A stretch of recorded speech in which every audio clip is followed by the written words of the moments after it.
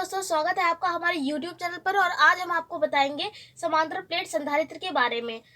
इससे पहले हम आपको एक डेरिवेशन करा के दिखा चुके हैं जिसमें केवल समांतर प्लेट संधारित्र था। लेकिन अब क्या है, अब इन दोनों प्लेटों के बीच में हम क्या रख देंगे, एक परावैद्युतांक पदार्थ की पट्टी रख देंगे। तो देखिए कैसे करते हैं इस डेरिवेशन को। तो सबसे पहले हम क्या करेंगे, जैसे उसमें किया था दो प्लेटें बनाई थी, इसमें भी हम सबसे पहले क्या करेंगे, दो प्लेटें बना लेंगे। और दो प्लेटों को हमने क्या नाम दिया था, एक प्लेट को नाम दिया था x और एक प्लेट को क्या नाम दिया था y। और फिर क्या किया था, इनके बीच की दूरी कितनी थी, d। प्लेटों के बीच की दूरी कितनी थी, स्मॉल d। और एक प्लेट पे फिर हमने क्या किया था, प्लस q आवेश फैला दिया था। और फिर उसके बाद दूसरी प्लेट पर क्या आ गया था, माइनस q आवेश। फिर हमने क्या किया था, एक प्लेट को हमने विद्युत स्रोत से जोड़ दिया था और एक प्लेट को हमने पृथ्वी से जोड़ दिया था। तो यहाँ पे कह रहा है जब प्लेटों के बीच किसी परावैद्युत पदार्थ की पट्टी रख दी जाए। तो यहाँ पे ये दो प्लेटें हैं, तो दो प्लेटों के बीच अब यहाँ पे क्या करेंगे, एक पट्टी रख देंगे। इस प्रकार की ये पट्टी होगी। ये हमने इस प्रकार एक पट्टी रख दी प्लेटों के बीच में। और मान लिया जो पट्टी है इसकी चौड़ाई कितनी है, स्मॉल टी। चौड़ाई बोले या मोटाई बोले, ये स्मॉल टी जो है इसकी मोटाई है, ठीक है। और अब क्या करेंगे, जब इतनी स्मॉल टी है, ये पूरी दूरी कितनी है, डी है। तो अगर यहाँ से यहाँ तक की दूरी निकाले तो कितनी हो जाएगी, डी माइनस टी। देख लीजिए, सबसे पहले हमने क्या किया, दो प्लेटें बनाई। एक प्लेट को नाम दे दिया x और एक प्लेट को नाम दे दिया y। फिर क्या किया, दोनों प्लेटें कितनी दूरी पर है, d मीटर की दूरी पर है। फिर क्या किया, एक प्लेट को हमने विद्युत स्रोत से जोड़ दिया, दूसरी प्लेट को हमने पृथ्वी से जोड़ दिया। अब क्या यहाँ पे क्या कह रहा है, परावैद्युत पदार्थ की एक पट्टी रखी होगी। तो हमने इन दोनों प्लेटों के बीच एक परावैद्युत पदार्थ की पट्टी रख दी, जिसकी मोटाई हमने मान ली t होगी। ठीक है, ये इस प्लेट से इस प्लेट तक की दूरी कितनी है, d।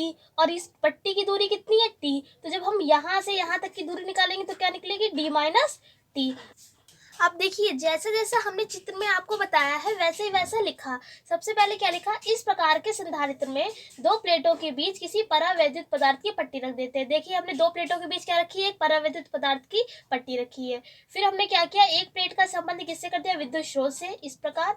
और दूसरी प्लेट का संबंध क्या किया, हमने पृथ्वी से कर दिया। ये देखिए यहाँ पे पृथ्वी से किया है। फिर हमने क्या किया, माना पट्टी की मोटाई स्मॉल टी है। देखिए पट्टी की मोटाई हमने स्मॉल टी मानी है। और फिर प्लेटों के बीच की दूरी क्या है, स्मॉल डी है। देखिए स्मॉल डी ही मानी है। जब हमने प्लेटों के बीच में पट्टी नहीं रखी थी, इससे पिछले वाले डेरिवेशन में क्या किया था, सबसे पहले हमने ई निकाला था, उसके बाद वी निकाला था, उसके बाद सी निकाला था। यहाँ पर क्या है, दो दो मान इनके निकलेंगे। क्यों, क्योंकि इसलिए यहाँ पर एक बार तो निकलेगा पट्टी के लिए और दूसरी बार यहाँ पर कुछ नहीं है तो क्या है, वायु है। जहां पर कुछ नहीं होता वहां पर क्या होती है, वायु होती है। तो एक बार वायु के लिए निकलेगा और एक बार किसके लिए निकलेगा, पट्टी के लिए। तो सबसे पहले हम क्या लिखेंगे, तब वायु के लिए सबसे पहले हम क्या निकालेंगे, अब ई निकालेंगे। तो ई निकालेंगे तो पहले एक बार वायु के लिए निकालेंगे, फिर पट्टी के लिए निकालेंगे। तो लिखेंगे तब वायु के लिए वैद्युत क्षेत्र, तब वायु के लिए वैद्युत क्षेत्र। तो हमने आपको फॉर्मूला बताया था, क्या होता है, E बराबर होता है सिग्मा अपॉन एप्सिलॉन 0। हम आपको बता चुके हैं फॉर्मूला कहाँ से बना था। अगर जिसको नहीं पता वो पीछे वाली वीडियो जाकर देख सकता है। और यहाँ पर हम सिग्मा की जगह, सिग्मा बराबर क्या होता है, Q अपॉन ए। तो सिग्मा की जगह पे क्या रख देंगे, Q अपॉन ए, और एप्सिलॉन 0 ऐसे ही रहेगा। तो फॉर्मूला बन जाएगा ये। तो यहाँ लिखेंगे वायु के लिए वैद्युत क्षेत्र क्या आ जाएगा, E0। यहाँ पे वायु है इसलिए 0 लगा दिया। E0 बराबर सिग्मा अपॉन एप्सिलॉन 0। और सिग्मा बराबर क्या होता है, Q अपॉन ए। तो हमने Q अपॉन ए लिख दिया। अब साथ में एप्सिलॉन 0 भी चल रहा है इसलिए इसको भी लिख दिया। अब हमने यहाँ पर वायु के लिए वैद्युत क्षेत्र निकाल लिया। अब क्या करेंगे, पट्टी के लिए वैद्युत क्षेत्र निकालेंगे। तो यहाँ पे लिखेंगे पट्टी के लिए, ये जो पट्टी है इस पट्टी के लिए निकाल रहे हैं, पट्टी के लिए वैद्युत क्षेत्र। तो पट्टी के लिए वैद्युत क्षेत्र क्या निकलेगा, E बराबर सिग्मा अपॉन, अब देखिए पट्टी है तो यहाँ पे क्या आ जाएगा, K एप्सिलॉन 0। परावैद्युत पदार्थ की पट्टी, तो परावैद्युत को किससे लिखते हैं, K से। तो E बराबर क्या आ जाएगा, सिग्मा अपॉन K एप्सिलॉन 0। अब सिग्मा की जगह पे क्या लिख देंगे, Q upon A। K epsilon 0 ऐसे ही रहेगा। अब क्या करते थे हम, यहाँ पे हमने E निकाल लिया है, अब क्या निकालेंगे, V। तो V बराबर क्या होता है, E इंटू डी। तो लिखेंगे तब वैद्युत विभव, वैद्युत विभव बराबर क्या होता है, E बराबर होता है E इंटू डी होता है। यहाँ पर सबसे पहले हम वायु के लिए निकालेंगे। तो वायु के लिए क्या हो जाएगा, V बराबर, हमने वायु के लिए क्या निकाला है, वैद्युत क्षेत्र। तो E की जगह पे क्या रखेंगे, E0। और यहाँ पे डी नहीं रखेंगे क्योंकि वायु यहाँ पर क्या है, वायु है, तो वायु यहाँ से यहाँ तक की दूरी हमने कितनी निकाली, डी माइनस टी, तो यहाँ पे डी की जगह पे क्या रखेंगे, डी माइनस टी। ये हमारा हो गया वायु के लिए। अब इसमें क्या ऐड कर देंगे हम, पट्टी के लिए भी, तो पट्टी के लिए क्या आ जाएगा, ई इंटू टी। यहाँ पे टी इसलिए लिखा है क्योंकि यहाँ पे दूरी डी नहीं है, क्योंकि पट्टी की दूरी कितनी है, टी है, इसलिए टी लिखा है। देख लीजिए फिर से हम आपको बता देते हैं। वैद्युत विभव का फॉर्मूला होता है V बराबर E इंटू डी। तो यहाँ पर वैद्युत विभव दो निकलेंगे, एक वायु के लिए और एक पट्टी के लिए। तो जब हमने वायु के लिए निकालेंगे तो वायु के लिए E नहीं लिखेंगे, क्या लिखेंगे, E0 लिखेंगे, और फिर यहाँ पे D नहीं लिखेंगे, D की जगह क्या रखेंगे, यहाँ पट्टी के बीच क्या है, वायु है, तो इसकी दूरी कितनी है, D माइनस टी, तो हमने यहाँ पे D की जगह क्या लिख दिया, D minus T.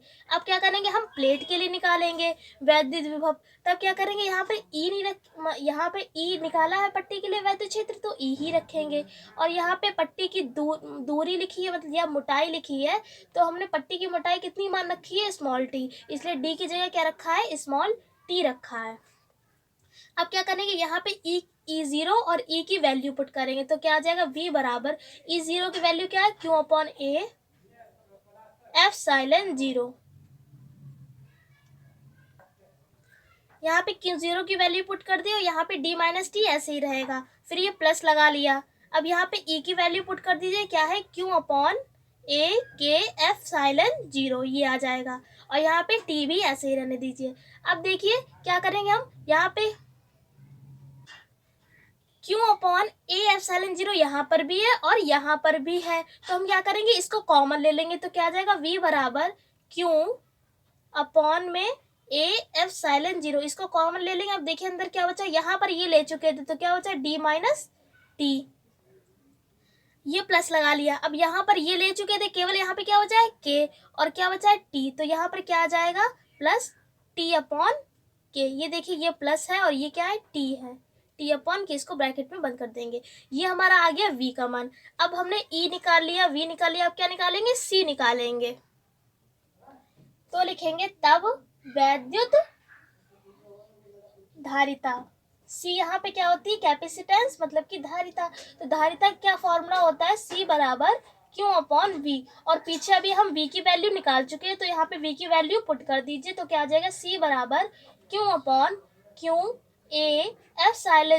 Upon A epsilon 0 D minus T plus T upon K। ये हमारी V की वैल्यू हमने पुट कर दी है। अब देखिए ये भी क्यों है और ये क्यों है, तो ये वाले क्यों से वाला क्यों क्या हो जाएगा, कैंसिल हो जाएगा। अब देखिए ये एक दो, ये तीसरा पार्ट कहाँ चला जाएगा, ऊपर चला जाएगा, तो क्या आ जाएगा, C बराबर A एप्सिलॉन 0 अपॉन, ये नीचे रहेगा, D minus T plus T upon K। यही हमारी धारिता निकल आएगी, और इसका मात्रक लिख दीजिए फैरड। अब क्या करेंगे, हम कुछ कंडीशंस लिखेंगे, कंडीशंस मतलब कि स्थितियां, चाहे आप कंडीशंस लिख लीजिए या स्थितियां लिख लीजिए। कंडीशंस क्या होंगी, जैसे कि हमने इस तरीके से कुछ चित्र बनाया था, ये प्लेटें थी और बीच में हमने जैसे परावैद्युत पदार्थ की पट्टी रखी थी।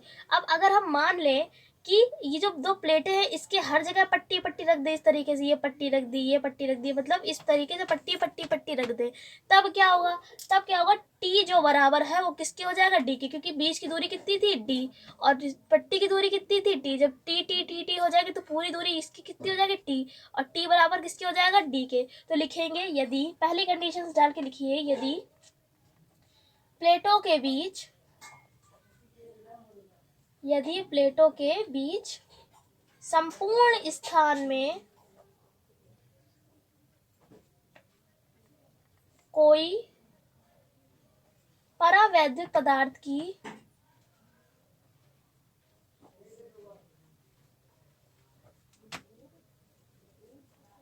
पट्टी रख दें,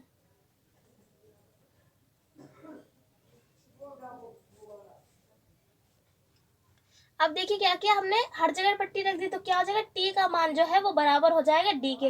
अब इसी फॉर्मूले में हम क्या करेंगे, टी की जगह पे क्या रख देंगे, डी रखेंगे, तो क्या आएगा, सी बराबर A epsilon 0 upon D minus, अब ये टी के बराबर किसके, डी के, तो इस टी की जगह पे क्या रख देंगे, डी, और इस टी की जगह पे भी क्या रख देंगे, डी अपॉन के, ये आ जाएगा। अब देखिए ये माइनस माइनस एक दूसरे को कैंसिल कर देंगे, डी से डी हो जाएगा कैंसिल, तो क्या हो जाएगा, सी बराबर सालन 0 अपॉन में डी अपॉन के। अब ये वाला जो के है तीसरा पोर्शन, तो कहाँ चला जाएगा, ऊपर चला जाएगा, तो यहाँ पे आ जाएगा ए के एप्सिलॉन 0 अपॉन डी, ये आ जाएगा। ये हमारी क्या निकल आएगी, एक और धारिता का मान निकल आएगा। और दूसरी कंडीशन अगर हम लगाएं तो क्या करेंगे कि अगर हम ये पट्टी हटा दें, जब पट्टी हटा देंगे तो क्या रह जाएगी, प्लेटों के बीच केवल वायु रह जाएगा। तो लिखेंगे यदि प्लेटों के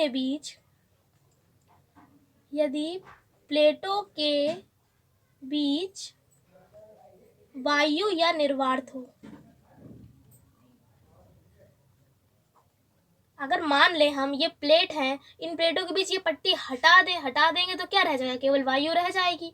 तो क्या करेंगे, टी का मान हो जाएगा 0, जहां जहां पे इस फॉर्मूले में टी है वहां पर क्या कर देंगे, 0 कर देंगे। अब आप देखिए यहाँ पर अगर 0 कर देंगे तो डी में से 0 जाएगा, केवल डी बचेगा। यहाँ पर 0 कर देंगे, जब किसी भी चीज की 0 से भाग होती है तो क्या बचता है, 0, तो यहाँ पे क्या बचेगा, सी बराबर ए एप्सिलॉन 0 अपॉन डी बचेगा। तो क्या आ जाएगा, देखिए डायरेक्ट हम कर रहे हैं, सी बराबर क्या बचेगा, ए एप्सिलॉन 0 अपॉन डी, इसका मात्रक लिख देंगे फैरड। ये कब आया है, जब बीच में कोई पट्टी नहीं होगी, जब माध्यम कैसा होगा, वायु या निर्वात होगा प्लेटों के बीच। ये कंडीशन हम क्या लगाएंगे, जैसे हमने प्लेटों के बीच क्या रखी थी, एक परावैद्युत पदार्थ की पट्टी रखी थी, लेकिन अब क्या करेंगे हम, अगर हम परावैद्युत पदार्थ की पट्टी ना रखें, एक धातु की पट्टी रख दे, तब क्या होगा, तो लिखेंगे यदि प्लेटों के बीच किसी धातु की पट्टी रख दें,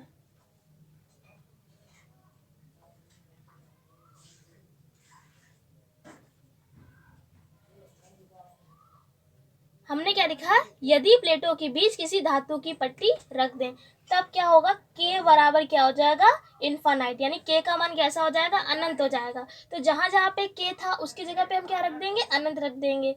जैसे कि क्या है, सी बराबर A epsilon 0 upon D minus T plus के अपॉन, यहाँ पे के था, टी अपॉन, यहाँ पर देखिए फॉर्मूले में क्या था, के था, तो के की जगह क्या रख देंगे, अनंत रख देंगे। तो जब इसकी से भाग होगी तो क्या हो जाएगा, 0 बन जाएगा, तो केवल इतना बचेगा। तो लिखेंगे सी बराबर A epsilon 0 upon D minus T, ये एक हमारा ये धारिता का फॉर्मूला निकल आएगा तब जब बीच में धातु की पट्टी रखी होगी। इसका मात्रक लिख दीजिए फैरड। अब देखिए हम क्या करेंगे, चौथी कंडीशन लगाएंगे, यदि प्लेटों के बीच K1 K2 K3 की कई पट्टियां रख दें, कई परावैद्युत पदार्थ की कई पट्टियां रख दें जिनकी मोटाई क्या होगी, T1 T2 T3, जैसे कि तब क्या होगा, C बराबर क्या हो जाएगा, ए एप्सिलॉन 0, मतलब जहां पर K होगा, K की जगह पर क्या रख देंगे, K1 K2 K3, फॉर्मूले में जहां पर K था, जैसे यहाँ पे K था तो यहाँ पर क्या था, अनंत रखा गया तो इसने हाँ यहाँ पर हमने अनंत रख दिया। अब जैसे जहां जहां के होगा वहां पर क्या रख देंगे, K1 K2 K3, और जहां जहां फॉर्मूले में टी था वहां पे क्या रख देंगे, T1 T2 T3। अब देखिए यहाँ पर ए एप्सिलॉन 0 लिख दिया, अपॉन में क्या था, डी माइनस टी था, तो टी नहीं रखेंगे, क्या रखेंगे, T1 plus T2 plus T3, इस तरीके से रखेंगे। तो लिखेंगे T1 plus T2 plus T3 plus dot dot dot, इस तरीके से रखेंगे। फिर आगे क्या था, प्लस टी अपॉन के था, तो यहाँ टी अपॉन के नहीं लिखेंगे, क्या लिखेंगे, T1 upon K1 plus T2 upon K2 plus T3 upon K3 plus dot dot dot, मतलब ये आगे चलता चला जा रहा है। तो ये निकल आएगा, एक हमारी ये धारिता का फॉर्मूला निकल आएगा। और अगर हम मान लें कि यदि जो D है वो बराबर किसके है, T1 plus T2 plus T3 plus dot dot dot, मतलब जो D का मान है इसके मान के बराबर है। तो अगर इसके मान के बराबर है तो यहाँ पर अगर D रखेंगे, बाहर क्या चल रहा है, माइनस, तो D माइनस D कैसे चल जाएंगे, आपस में कैंसिल कर देंगे, तब क्या हो जाएगा, C बराबर A epsilon 0 upon T1 upon K1 plus T2 upon K2 plus T3 upon K3, ये हमारा निकल आएगा। क्योंकि यहाँ पे डी हो जाएगा, डी से डी कैंसिल हो जाएगा, केवल ये बचेगा, इसका मात्रक लिख देंगे फैरड। होप आपको हमारी वीडियो पसंद आई होगी, अगर आई है तो लाइक कीजिए, शेयर कीजिए। फिर मिलते हैं एक ऐसी है एजुकेशनल वीडियो के साथ, तब तक के लिए जय हिंद जय भारत।